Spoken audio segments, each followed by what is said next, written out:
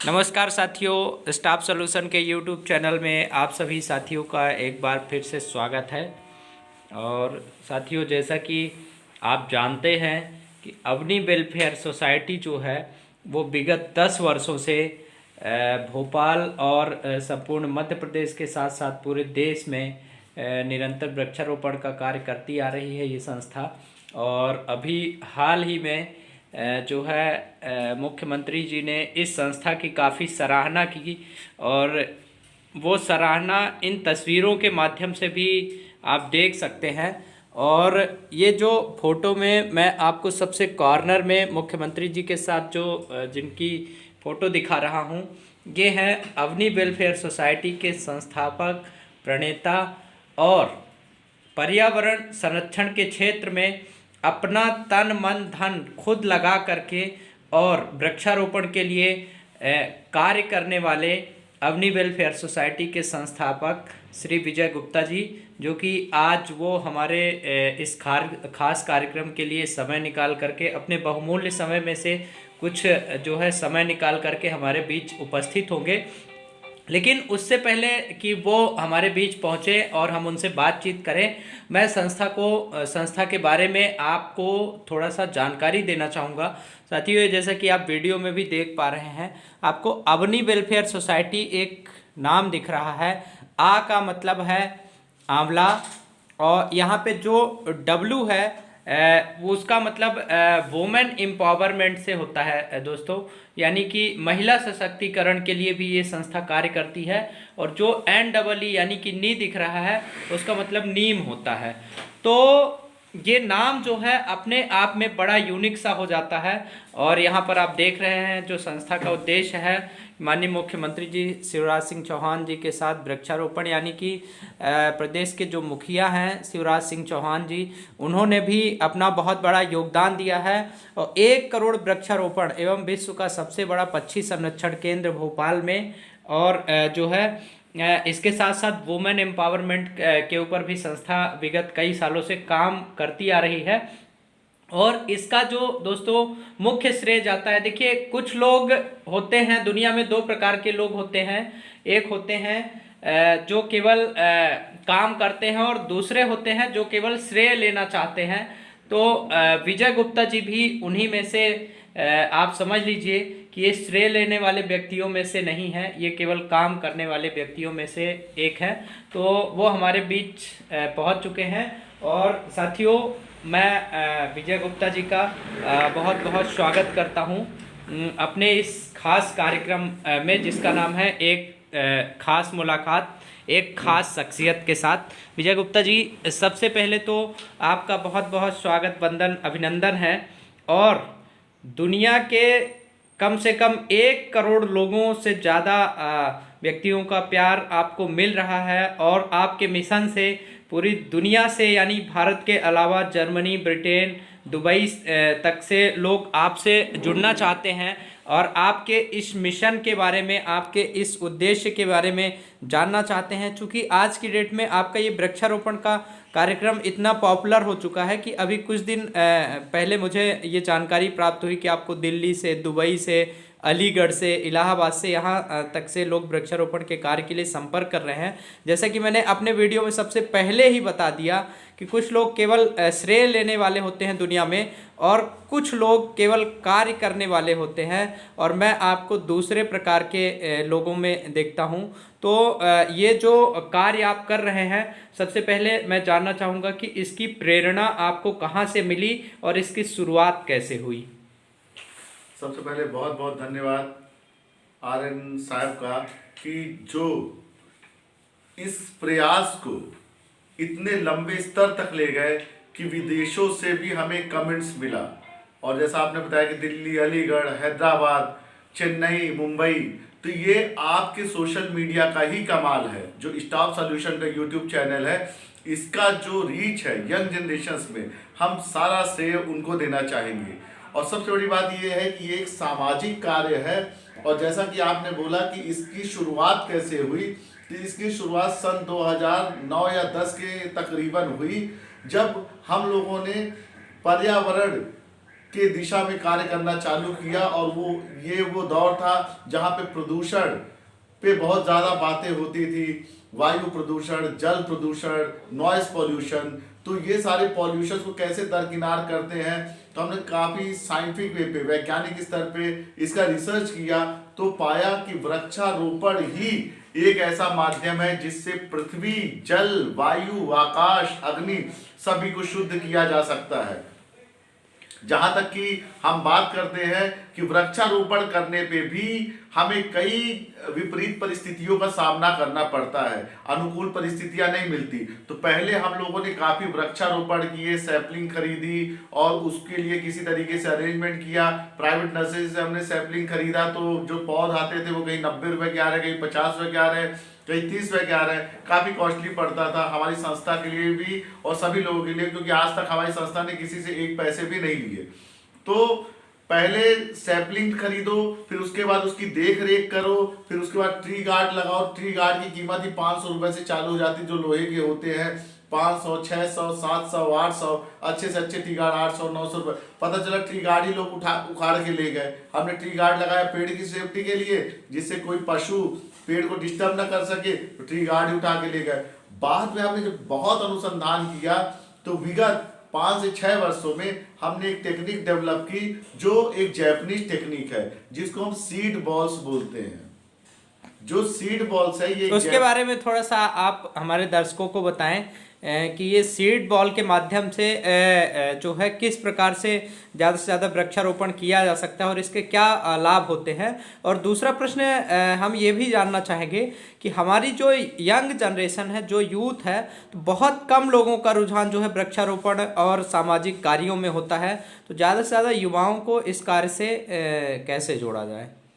सबसे पहले तो सीड बॉल्स में जैसे मैंने बताया कि जैपनीज टेक्निक है, बहुत ओल्ड टेक्निक है, और इसके माध्यम से ज्यादा वृक्षारोपण सुदूर एरिया में भी किए जा सकते हैं। आप कहीं पे टहल रहे हैं, कहीं पे यात्रा कर रहे हैं, बस में है, ट्रेन में है, तो ये गोलनुमा आकृति गेंद जैसी होती है जिसके अंदर सीड्स होते हैं, तो उसको आप कहीं पे भी फेंक सकते हैं। और उससे सबसे बड़ा बेनिफिट ये होता है कि जैसे अनुकूल परिस्थितियां होती है, तो अनुकूल परिस्थितियां में जो सीड बॉल जो होता है, वो क्या होता है कि उसमें बॉल के अंदर सीड्स होती है। मतलब बॉल जो बनाई जाती है वो मिट्टी की बनाई जाती है, गोबर की बनाई जाती है, उसके अंदर सीड्स डाली जाती है, चाहे गुलमोहर की हो, अमरूद की हो, आम के हो, बादाम के हो, और भी तरह तरह के सीड्स जो है सभी फलों के डालते हैं, जो फल किचन से फ्रीली अवेलेबल रहते हैं जिनके सीड्स, सब्जियों के जो फल फ्रीली अवेलेबल रहते हैं जिनके सीड्स।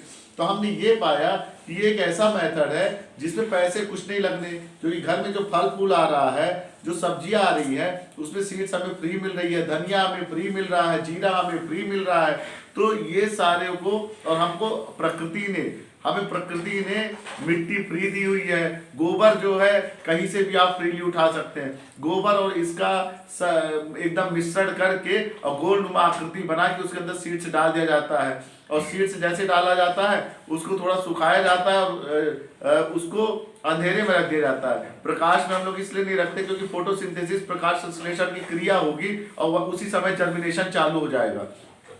ये इतना इफेक्टिव मेथड है कि जब हम गोलनुमा करते हैं तो 2 दिन बाद ही उसमें जर्मिनेशन चालू हो जाता है। तो जैसे ये फेवरेबल सर्कमस्टेंसेस आता है, मान लिया हमें नदी किनारे फेंकना है, अब नदी किनारे हम पहुंच तो सकते नहीं है, या तो नाव चाहिए, तो हम दूर से ही फेंक सकते हैं। तो इसमें क्या होता है, सीड जहां पे रुक जाता है, सीड बॉल्स जैसे फेवरेबल मॉइस्ट होता है तो वो मिट्टी घुल जाती है और सीड्स अंदर जाते हैं, जर्मिनेशन हो जाता है। तो हमें प्रॉपर केयर भी नहीं करनी पड़ती, जंगल में मंगल हो जाता है, जंगल में खूब सारे पेड़ पौधे डेवलप हो जाते हैं। तो सीड बॉल्स जो है आज तक का, this is the best way of plantation. हमने पौधे से भी प्लांटेशन किया, लेकिन पौधे से प्लांटेशन में हमें पैसे भी लगते हैं, एनर्जी भी लगती है। फिर कोरोना काल में अगर हम पौधे से वृक्षारोपण करते हैं तो ग्रुप बन जाता है, तो जिससे लोग एक दूसरे के नजदीक आ जाते हैं, क्योंकि पौधे को अंदर डालेंगे, उसको गड्ढा खोदेंगे। और लेकिन सीड बॉल्स एक ऐसा प्लांटेशन है जो कोरोना काल में बहुत इफेक्टिव है, क्योंकि इसमें दूर रह के ही फेंकना है, फेंक के आप वृक्षारोपण कर सकते हैं। तो ये एक ऐसा मेथड हम लोगों ने इजाद किया जिसमें हम करोड़ों वृक्षारोपण कर सकते हैं बिना एक पैसे खर्च किए हुए। हमें केवल जरूरत है लोगों की, उनके तन और मन की। बाकी हमारे पास मिट्टी भी है, हमारे पास गोबर खाद भी है, हमारे पास करोड़ों सीड्स भी हैं। अमरूद के हैं, आम के हैं, बादाम के हैं, गुलमोहर के हैं, कचनार के हैं, इमली के हैं, जामुन के हैं, जो हम अब खाते हैं। एक आखिरी और सबसे महत्वपूर्ण सवाल सर, जो कि आपका समय बहुत कीमती है और मैं उसकी महत्वता को भली बात समझता हूँ। आप अपने बहुमूल्य समय में से कुछ समय निकाल करके हमारे पास उपस्थित हुए हैं। एक आखिरी और महत्वपूर्ण प्रश्न ये है कि आज की जो यंग जनरेशन है वो इन कार्यों में ज़्यादा से ज़्यादा कैसे रुचि ले। बहुत सारे हमारे युवा इन चीज़ों का महत्व तो नहीं समझ पाते हैं या इसके बारे में वो जागरूक नहीं हो पाते हैं, तो उनमें ज़्यादा से ज़्यादा जागरूकता कैसे लाई जा सकती है? देखिए, युवा पीढ़ी काम करना चाहती है, समाज सेवा भी करना चाहती है, लेकिन हम उनको कैसे गाइड करते हैं, कैसे प्रोत्साहित करते हैं और किस तरीके से हम उनको ये सिखाते हैं कि आज अगर आपको परम आनंद की प्राप्ति करनी है। आज युवा पीढ़ी सिस्टम में बैठ के डिप्रेशन, फ्रस्ट्रेशन, अकेलेपन की परेशानियों से ग्रसित है। आप हमारे संस्था से जुड़िए, जो संस्था का नंबर है 7566129036 और ये लैंडलाइन नंबर भी है 0755490737। आप व्हाट्सएप के थ्रू 7566129036 में जुड़िए, तब आपको इसके बेनिफिट पता चलेंगे। जब आपको ये पता चलेगा कि आप एक पेड़ नहीं लगाते, आप एक पेड़ के माध्यम से समाज को 3 करोड़ रुपए देते हैं। कैसे? पृथ्वी, जल, वायु, आकाश, अग्नि तो शुद्ध होता ही है, साथ में फूड, शेल्टर, क्लोथ, मेडिसिन और सारी फैसिलिटीज पेड़ से ही मिलती है। ऑक्सीजन पेड़ देता है, ऑक्सीजन की कमी कोरोना काल में हो रही है। और तो और पूरे प्रकृति को पुनर्जीवित पेड़ करता है, क्योंकि अगर पेड़ लगा दो तो चिड़िया अपने आप आ जाती है। पेड़ लगा दो, अगर जंगल बना दो, रेगिस्तान में जंगल बना दो तो आपको शेर अपने आप आ जाएगा। तो कहने का मतलब ये हुआ कि जैसे आपने बताया कि एक वृक्ष जो है पूरे जीवन में 3 करोड़ रुपए देता है। ये बहुत अच्छी बात आपने हमारे युवाओं को और हमारे तमाम दर्शकों को बताई, क्योंकि एक ऑक्सीजन का सिलेंडर लेने अगर जाते हैं तो 2 से 3 हज़ार रुपये का पड़ता है। अब पिछले कोरोना काल में जो है बहुत सारे लोगों को ये परेशानियां झेलनी पड़ी। ईश्वर ना करे कि ऐसी मुसीबत फिर किसी को आए। पेड़ लगा दे, इतने ऑक्सीजन से भर दें कि ऐसी स्थिति ही ना आए कि ऑक्सीजन ना मिले। हमारे यहाँ प्योर ऑक्सीजन की कमी है, तो ऐसी पर ये माना जा सकता है कि एक पेड़ ना जाने कितने सिलेंडर ऑक्सीजन निकालता होगा अपने पूरे जीवन काल में। 3 करोड़ रुपए देता है, आप कल्पना भी नहीं कर सकते। अगर एक बच्चे को ये समझाया जाए, युवा पीढ़ी को ये समझाया जाए कि आप एक पेड़ नहीं लगा रहे, आप समाज को 3 करोड़ दे रहे हैं और आपकी जीते जी भी, जिंदगी के साथ भी और जिंदगी के बाद भी, आपके जाने के बाद भी वो फल फूल और सभी कुछ ऑक्सीजन और कार्बन डाइऑक्साइड सोख रहा है, ऑक्सीजन दे रहा है और पूरे ओजोन लेयर को मतलब पूरा पुनर्जीवित कर रहा है पृथ्वी को। तो ये आपने एक बहुत अच्छा उदाहरण दिया सर, जिंदगी के साथ भी जिंदगी के बाद भी।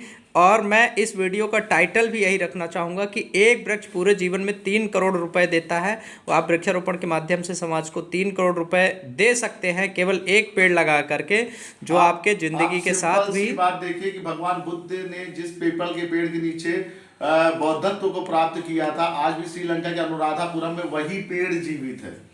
ये 2500 साल हो गए। 583 बीसी में बुद्ध निर्वाण को प्राप्त हुए, 463 बीसी पे आए और ये सोच लीजिए कि आज भी वो पेड़ जीवित है। 2500-2600 साल होगा, अनुराधापुरम में है श्रीलंका में, जो अशोक ने भेजा था। तो आप ये सोचिए कि आपके जीवन के 2500 साल बाद भी आपका पेड़, आपका नामो निशान इस पृथ्वी में रहेगा। लोग उसकी हवा लेंगे, उसकी शुद्धता लेंगे और पर्यावरण शुद्ध होगा और आपको परम आनंद की प्राप्ति होगी। जो डिप्रेशन है, फ्रस्ट्रेशन है, आप एक पेड़ लगा के देखिए तो अकेलापन है, सब दूर हो जाएगा। आप बस एक पेड़ लगाइए, आप उस पेड़ से इतना जुड़ जाएंगे कि आपका सारी मनोवैज्ञानिक परेशानी दूर हो जाएगी और आप परम आनंद को प्राप्त करेंगे, जिसको समाधि उच्च स्तर बोलते हैं, निर्वाण बोलते हैं, वो प्राप्त करेंगे। बहुत बहुत शुक्रिया सर, आप अपने इतने बहुमूल्य समय में से थोड़ा सा वक्त निकाल करके आपने हमारे दर्शकों को इतनी महत्वपूर्ण जानकारी दी।